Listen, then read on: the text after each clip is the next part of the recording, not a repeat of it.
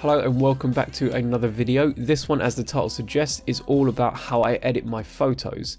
And the photos I'll be running you guys through today, they all featured in my previous video, the Switzerland travel photography vlog. If you haven't seen that, I urge you to see it. It was a lot of fun to make, and it brought you guys into the whole process, what goes behind me actually shooting the type of shots that I do. The composition, the lens settings, the camera settings, stuff like that.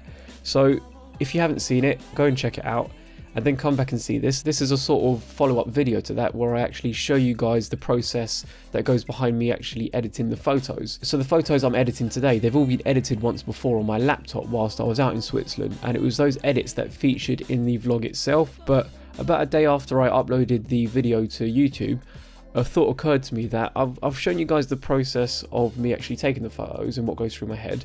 Why don't I show you the process of me actually editing the photos, the way that I actually edit photos. And no sooner did I think about it, in the comment section of the vlog, someone actually asked me to do a video like this. So at least I know there's one of you guys out there that would end up watching this video. And just a quick disclaimer before we start, this is by no means a tutorial. This isn't me showing you how you should edit your photos or how everyone should edit their photos. This is just how I edit my photos. This is just the process that I go through, and if you were to send all of these raw files to 3 or 4 different photographers, you'll end up getting 3 or 4 completely different images back. So there's no right or wrong way. This is just how I do what I do to end up with the photos that I end up publishing. Everyone has their own style. This is just the style that my photography has sort of developed into over the past year and a half. So let's do it.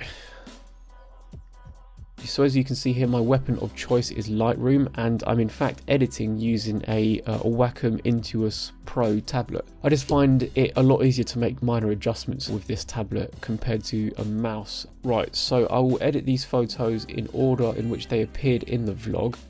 So this being the first one here, and straight away what really bugs me is the fact that this line here is just not level. But we'll get to that. I'm going to do my edits in the normal methodical way that I normally would. So I'll go to lens corrections first, and I'll enable the profile corrections, and you can see that it removes not only the vignetting caused by the lens, but also some barrel distortion. There isn't really a lot, it's very subtle, but there's a bit of barrel distortion that's been removed as well, and that's all just dependent on the lens that you use and whether or not the lens that you use is in the catalogue of Lightroom.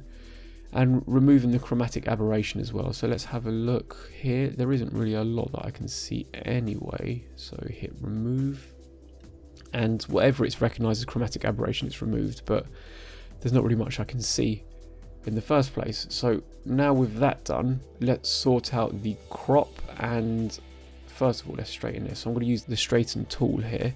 So that looks good. And in terms of cropping, there isn't really too much I want to do. I want to keep the bulk of this reflection here central as much as possible, but I recognise that the houses go to almost the edge of the frame here, whereas on the left side they cut off quite early on. So let me bring this in slightly, and I don't want to go in and crop any more from the top or the bottom of the frame, because I want to retain all of this reflection here, and I want to keep as much as I can of the mountain in. So going to my basic adjustment now, exposure. I remember underexposing this by about half a stop. So let's bring back the exposure by about half a stop. So yeah, that's pretty much how I remember it. I remember underexposing just so I can retain a lot of the detail here. With that exposure done, I'm going to first adjust my highlights and shadows, and then if I want to make any further changes to the contrast, I will do. So I'm going to bring my highlights up slightly. Ooh, and you can see that by bringing it up, I'm enhancing all of this green grass here, as well as the houses and some of the reflection. Now go into my shadows. Do I want to change the shadows much? Not a great deal. I'll bring them down slightly just to increase the depth of shadows here in the trees down near the bottom of this mountain. Whites and blacks, I'm not going to mess with them too much. I'm going to go to my clarity tool now. I like to add a bit of clarity to all of my landscape shots, really. I like to go for as natural a look as possible, but adding clarity just gives it a bit of extra oomph sometimes. So about there, looks good, plus 19. Right, so now I've done all of these adjustments here, I'm going to go back and sort out my contrast. Do I want to change anything about this? And yeah, so about plus 19. That's where I'll be happy to see the contrast. Yeah, it hasn't overexposed any of these houses here, any of the details in the houses. Vibrance and saturation. I don't want to enhance it too much. Let's try increase the saturation ever so slightly. So about there, about plus 7. Let me do a few finer adjustments. Let me use my brush, what is it called? The spot removal tool. And let me remove this construction here. So let's see how it deals with that. That's not bad. Let me level this up. Yeah, these are all just quick adjustments. I mean, I could really go into a lot of detail here, but this video is going to end up way too long. So I'm making these quick edits just so you guys know what tools I use, as well as the enhancements that I make with the highlights, the shadows, the saturation, stuff like that, just the basic things. So I'm happy with this. I'm happy with the type of look that this gives us. I'm happy to keep all of this green and all of this aqua, the color that it is, the tone that it is. And yeah, that is pretty much it with this one. So let's go to a before and after. So you can see not that much of a difference. I've just mainly increased the exposure and the contrast and a bit of the clarity. Not much else has changed about it. So let's now go to a full screen before and after. So that was the original import, the standard raw file, and this is the edited one. So that's quite nice. I like that. So this next one is this reflection photo here. It's a merge of these two exposures here. One was exposing for the clouds and the second one was exposing for the trees and the reflection. So let's go into develop with this one.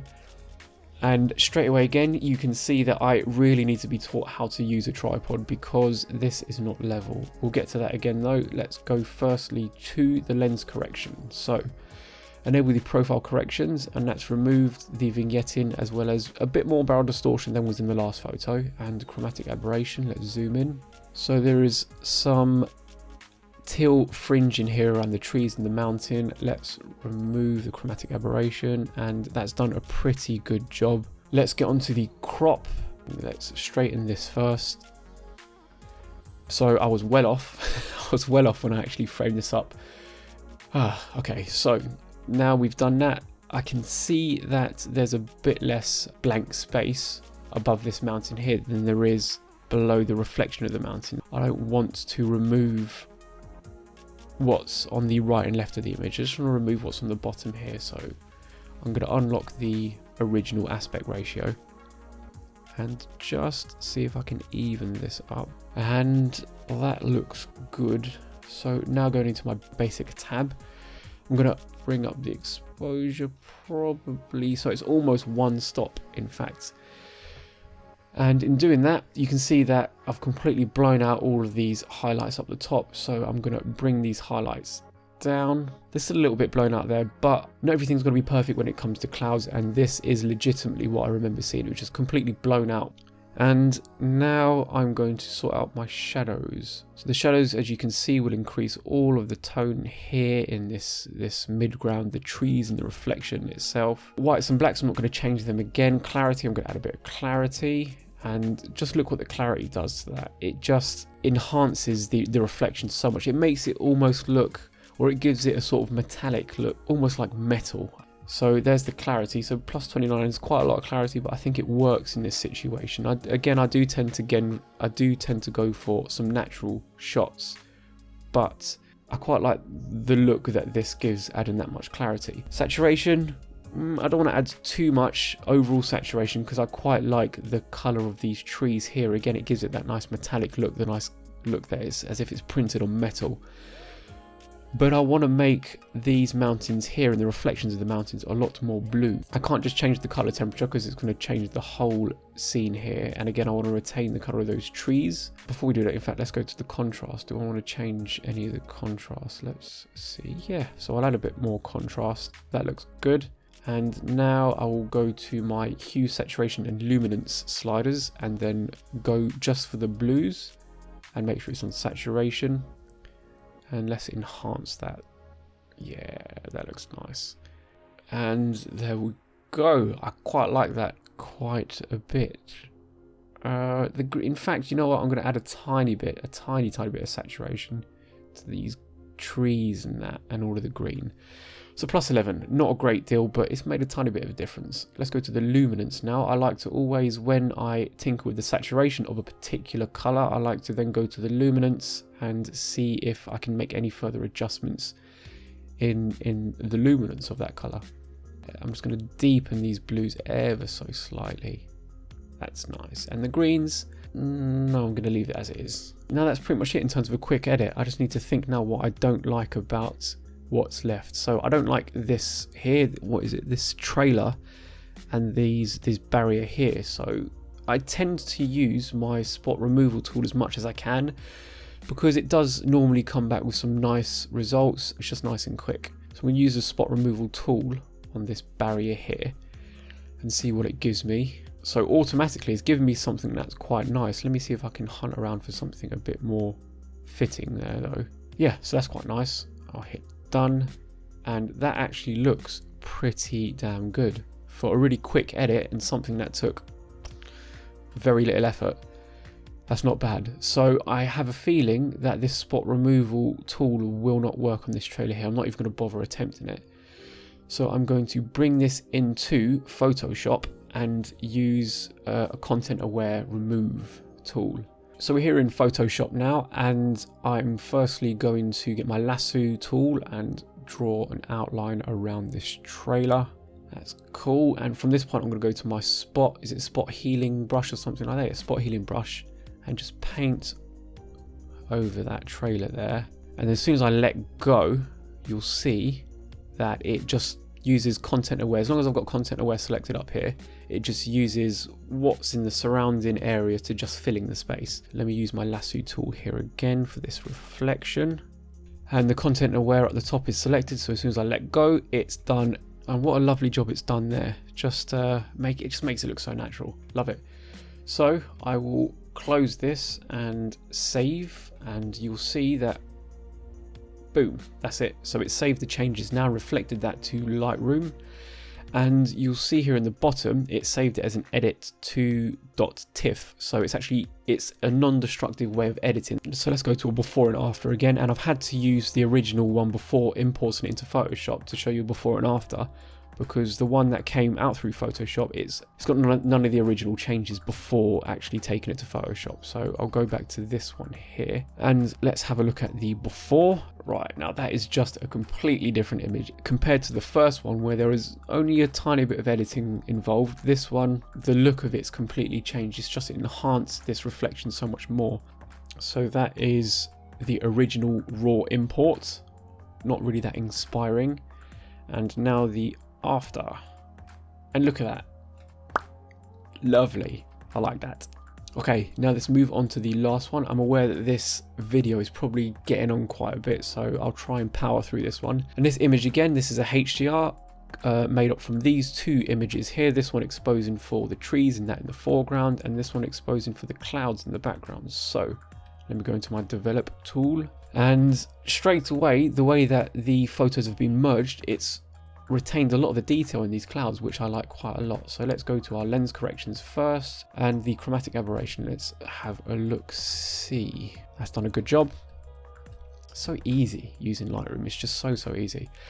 Okay, what do I not like about the crop of this? I don't like that this isn't in the bottom left hand corner of the rule of thirds, which is what I was going for if you remember seeing in the vlog me taking this photo. That's if you've seen the vlog. If you haven't, again, go and check it out. I'm going to keep the original aspect ratio of this one, and what I'm actually doing when I'm cropping in, I'm looking at the thumbnail up in this top left hand corner, and this is just, it's giving me an easier way to visualize the whole image. It's just a nice small thumbnail, and it's reflecting the changes immediately as soon as I let go of the pen off the tablet. So now what don't I like about this image? Well, I do not like this railing here in the wall there. I'll sort that out after I do the overall adjustments. And this thing here, if you did see the video, I referred to it as as a hotel or a chalet.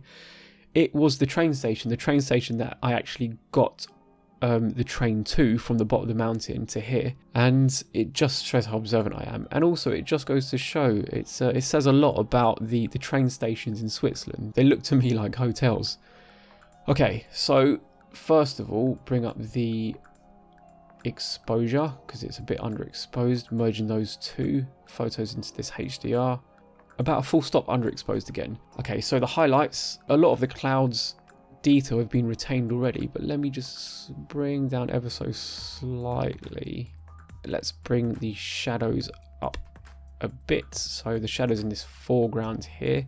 So let's reduce the overall contrast of this image. Let me go to my clarity and add a bit of clarity first. I don't want to add too much clarity. Well, I like the clarity in the mountains in the background being higher than I would normally, but I don't like that overall clarity being reflected here in the foreground. So let me bring this up to what I'm comfortable with the foreground clarity. So that's about there, plus 14, plus 17. And then now I'm going to go into my adjustment brush and I'm just going to paint over the areas that I want to enhance the clarity. Look at that. That is just so nice.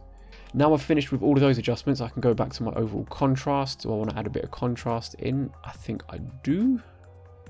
I want this to be a bit more blue. I like my mountains being blue for some reason. It's just what I go for. So go into my hue, saturation and luminance. Again, I'm going to take the blue, plus 20, that's enough for me. The aqua as well, so this river or this lake down the bottom here. And remember what I said about when I change my saturation of the individual colours, I like to go into the luminance to see if I can change anything there for the better. So I'm going to bring these mountains, the luminance. No, I'm going to keep that as it is. And the aqua, I'm quite happy with that in fact. So that is pretty much this image. The last thing I would want to do is remove this here. So in my spot removal tool, let's see what I can change here. So that has done a pretty decent job in removing that barrier. There's still a tiny bit there that I could fine tune, but I'm not going to get into that now. Okay, now let's sort out this brick wall. And let's see what it automatically selects. That is not a good selection. So let's see if we can select something a bit more appropriate. And I think that is a lot better. And yeah, that is pretty much this image. This was the original raw file, and now go into the final image. Boom. And that is pretty much it. So yeah, I hope this was a good insight as to how I actually edit my photos. Maybe you picked up some tips on the way. Let me know in the comment section below if you like this type of format of video and if you want me to do something like this in the future. Thank you for watching, like, subscribe and all that jazz, and I'll see you in the next one.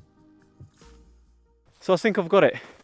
I've got my camera set up here in what seems to be about a foot's worth of snow, and just behind me there's a huge mountain range.